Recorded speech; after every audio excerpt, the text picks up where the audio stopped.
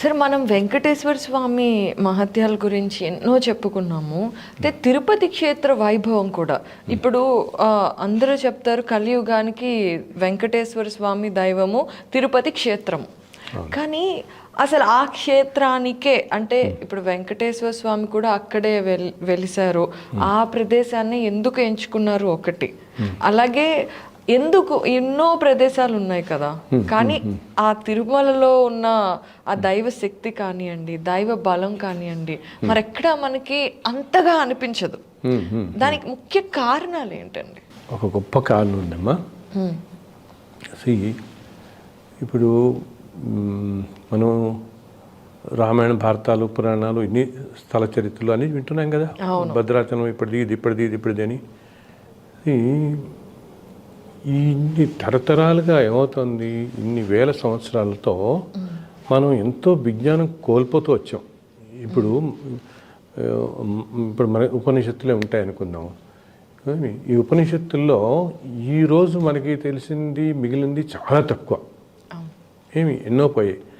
అలాగే ఈరోజున ఇన్ని క్షేత్రాలన్నీ కూడా వీటి గురించి కూడా పాతకాలాల్లో ఎంతో రాయబడింది, ఎంతో తెలిసిపోయింది. అవి మనకి ఇప్పుడు తెలియవు అసలు. ఎందుకంటే తరతరాల్లో ఎంతో పోగొట్టుకున్నాం మనం. మొట్టమొదట అసలు మనకు తెలిసినవి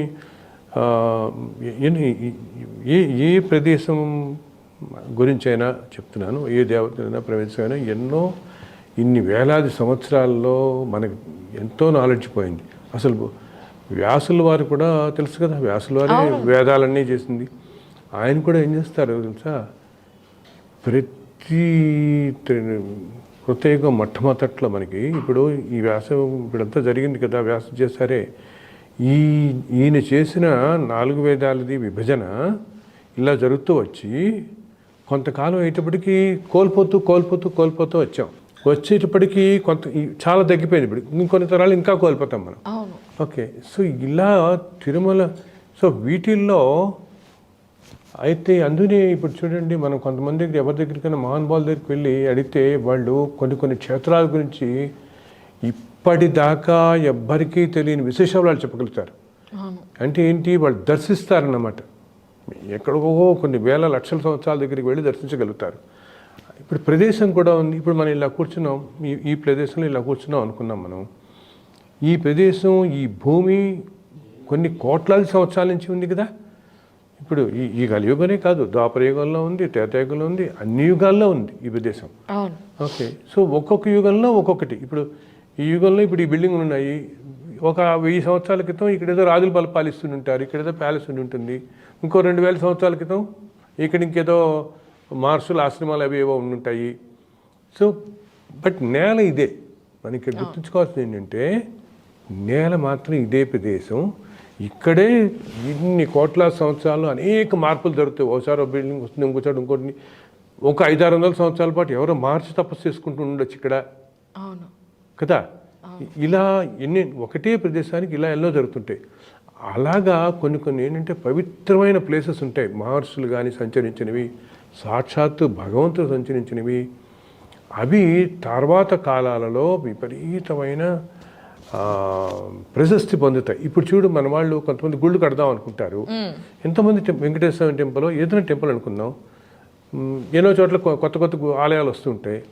ఇన్ని కడుతున్నా కొన్ని ఆలయాలే ఎందుకు బాగా ప్రాధాన్యతలోకి వస్తాయి? అవునా? ఇప్పుడు ఒకళ్ళు బ్రహ్మాండంగా కడతారు, అందరూ కడతారు, కానీ కొన్నిటికి ఎక్కడలేని ప్రశస్తి వస్తుంది, పవర్ వస్తుంది, ఆ ఆలయాల మీద నమ్మకం వస్తుంది జనంలో. అక్కడికి వెళ్తే అద్భుతాలు జరుగుతాయని. ఎందుకంటే తెలియకుండానే ఆ ఆలయం కట్టబడిన ప్రదేశంలో ఏదో కొన్ని వేల సంవత్సరాల క్రితం మహానుభావుడు తపస్సు చేసుకుని ఉంటాడు. అక్కడ ఓ 200-300 సంవత్సరాల పాటు యజ్ఞం జరిగి ఉంటుంది, యాగం జరిగి ఉంటుంది. సో ఆ ప్రదేశానికి ఉన్న పవర్ చేత ఆలయం అంత వృద్ధిలోకి వచ్చేస్తుంది. అక్కడ ప్రతిష్ఠించిన భగవంతుడికి అంత శక్తి ఉంటుంది. బికాజ్ ఆ ప్రదేశానికే శక్తి కదా. ఆ ప్రతిష్ఠించిన భగవంతుడు అందుకని కొన్ని మన జిల్లాల్లో చూస్తాం, కొన్ని ప్రదేశాలు చిన్న ఊళ్ళల్లో అయినా ఎంతో పవర్ఫుల్ ప్లేస్ అవుతాయి. మనం ఆశ్చర్యపోతాం, ఏంటి ఇంత దూరంగా ఉంది, ఇంత విలేజ్లో ఉంది, ఇంత ప్రామినెంట్, ఇన్ని లక్షల మంది వస్తారు తిరునాళ్ళకి ఇక్కడ అని. బికాజ్ ఇప్పుడు ఫ్రేమ్ వర్క్లో కాకుండా కొన్ని వేల సంవత్సరాల క్రితం అది ఒక మహానుభావుడు ఎవరో తపస్సు చేసుకున్నాడు అక్కడ, ఎంతో తపస్సు. లేకపోతే ఎవరో ఒక మహాపురుషుడు ఒక 500 సంవత్సరాలు యజ్ఞం చేసి ఉంటాడు. అలా చేసిన వాళ్ళు ఉన్నారు ఆ కాలాల్లో. దాని ఫలితం వల్ల ఇప్పుడు వీళ్ళకి తెలియదు ఇది. వీళ్ళు వాళ్ళ కన్వీనియంట్ కోసమో వాళ్ళ ఊరికి దగ్గరనో ఏదో టెంపుల్ కడతారు, కానీ అంత ప్రాధాన్యతలకు వస్తుంది. అలా తిరుమలకు కూడా చాలా విశేషాలు ఉన్నాయి, చెప్తాను. విశ్వపతి గారు తిరుపతి క్షేత్ర వైభవం గురించి చెప్పారు, అలాగే మీకు ఆ వెంకటేశ్వర స్వామి దర్శన భాగ్యం గురించి కూడా చెప్పారు. ఆ తర్వాత మీరు ఎన్నోసార్లు తిరుపతి వెళ్ళుంటారు, తిరుమలకు వెళ్ళుంటారు, ఆ భగవంతుడిని దర్శించుకొని ఉంటారు. అక్కడ మీకు జరిగిన తర్వాత జర్నీలో జరిగిన అనుభూతులు ఏదన్నా ఒక 2 మాతో పంచుకుంటారా? తప్పకుండానమ్మా. నేను ఇప్పుడు ఒకటి చూస్తుంటాను. ఇప్పుడు ప్రతి పుస్తకం రాసినప్పుడు కూడా తిరుమల నడిచెక్కి మొట్టమొదటి కాపీలు స్వామివారి హుండీలో సమర్పిస్తాం. 5,000 కాపీలు ప్రింట్ చేసామంటే 10,000 కాపీలు తీసుకెళ్ళి ఇస్తుంటాం అనమాట. 10 కొన్ని 100 కాపీస్ అలా తీసుకెళ్తాం. అండ్ స్వామికి శ్రీవారి పాదాలని కొండ మీద ఉంటుంది. సో శ్రీవారి పాదాల దగ్గర పెట్టి అక్కడ పూజ చేసి తర్వాత రోజు ఉదయాన్నే దర్శనానికి వెళ్ళి స్వామికి హుండీలో సమర్పించి ఇలా బయటికి రాగానే మొట్టమొదటి కాపీ ఎవరి చేతిగా వెళుతుంది, అంతే కదా. సో వెంకటేశ్వర వర్తకల్పం 2005లో రాశాను నేను. రాసి అంతకుముందు శ్రీనివాస మహత్యం అని రాశాను కదా ఒకటి, అది కూడా తిరుమల విశేషాలతో రాసి తిరుమల వెళ్ళొచ్చానని చెప్పని దానికి కూడా ఇలాగే వెళ్ళి ఇన్ఫాక్ట్ వారం రోజులు కొండ మీద ఉండి రాసి వచ్చాం. సో వర్తకల్పం కూడా ఇలా వెళ్ళొచ్చి స్వామికి ఇలా సమర్పించి బయటికి రాగానే మొట్టమొదటి కాపీ ఆ రోజు 2005లో ఇచ్చాము. ఆ తర్వాత నుంచి ఇప్పటికీ ప్రతి 6 నెలలకి 10,000 ప్రింట్ చేస్తున్నాం, 15,000 చేస్తున్నాం, వెళుతూనే ఉన్నాయి. అందరికీ ఎన్నో భాషలు వెళ్ళిపోయింది. కానీ మొదటి ప్రతి ఎవరికి వెళుతుంది అన్నది మాత్రం ప్రతి పుస్తకానికి ఒక యునీక్ ఇది చూస్తాను నేను. భగవంతుడు ఎవరికి నిర్ణయిస్తాడో అది వాళ్ళకే వెళుతుంది. ఎలా? సో ఫర్ ఎగ్జాంపుల్ నేను వెంకటేశ్వర వర్తకల్పం ఉంది. ఆ వర్తకల్పం రాసి వచ్చిన తర్వాత ఇలా ఆ రోజు హుండీలో వేసాము. వేసి వచ్చి సుప్రభాత సేవలో నేను నుంచున్నా వచ్చి నుంచుని నా చేత పట్టుకుని ఎవరికి ఇద్దామని. సరే ఇంతలో మొదలవుతాం సుప్రభాతం చదవటం. ఎక్కడి నుంచి వచ్చారో ఒక అతను వైట్ ప్యాంట్ వైట్ షర్ట్ వేసుకుని నామం చుట్టుకుని వచ్చి ఈ పుస్తకం ఒకటి తీసుకొచ్చా అని అడిగాడు నన్ను. అసలు సుప్రభాతం ఒకటి పిండ్రాపుగా ఉంటుంది, ఎవరు మాట్లాడరు అక్కడ కదా. సుప్రభాతం చదువుతున్న సేపు కూడా అనేటప్పటికి ఇలా ఏదో అడుగుతున్నాడు అని ఇచ్చా నేను. వెంటనే వెళ్ళిపోయి ఆ ఆలయం గర్భగుడి దానికి బయట నుంచుని ఆ మొత్తం అవతం అంతా కథలు చదువుకున్నాడమ్మా. వీళ్ళంతా సుప్రభాతం మంగళాశాస్త్రం చదువుతుంటే అర్చకులందరూ ఆయన అక్కడ మొత్తం చదువుకున్నారు. చదువుకున్న తర్వాత నేను ఆ తర్వాత దర్శనం అది వెళ్తాం కదా, 5 నిమిషాలు అయింది, ఆయన మనిషి కనపడలేదు నాకు. అసలు ఎక్కడ వెతికినా నాకు కనపడలేదు. వాళ్ళ ఎంప్లాయీస్ అడిగా, బాబు ఎవరిని మీ ఎంప్లాయీ ఇలా ఉన్నారు ఫలానా ఇలా అంటే, నేను ఎవరు లేరండి ఇక్కడ, ఈ టైంలో ఎవరు రాలేదండి ఇక్కడ. సుప్రభాతం సమయంలో కొంతమందే ఉంటారు, వాళ్ళ స్టాఫ్ వాళ్ళు కూడా అక్కడ టీటీడీ వాళ్ళందరూ. సో ఏంటంటే స్వామివారే వచ్చి మొట్టమొదటి కాపీ ఆయనే తీసుకొని అక్కడ చదువుకున్నాడు నుంచి. మీరు సరిగ్గా రాశారో లేదో చెక్ చేసుకొని ఉంటారు. ఆయనే చదువుకున్నాడు. ఆ తర్వాత ఏమైంది, మేము కింద దిగాం. అంతకు ముందు రోజు ఇంకో విశేషం ఏమైంది, మేము నడిచెక్కాం కదా. నడిచెక్కుతుంటే ఈ పుస్తకాలు పచ్చుకుని మన తిరుమల అలిపిరి మెట్ల దగ్గర ఒక పాదాల మండపం ఉంటుంది. పాదాలు ఉంటాయి అక్కడ, మన వాళ్ళు పాదరక్షలు పెట్టుకుని తిరుగుతారు, ఒక ప్రదర్శన చేస్తాం. సో ముందు ఏం చేశానంటే పుస్తకాలు అక్కడ పెట్టావు అనే విషయం, పైకి వెళ్తున్నాం కదా, వెళ్తుంటే అక్కడున్న అర్చకుడు, స్వామి మాకు 2 పుస్తకాలు ఇస్తారా అని అన్నాడు.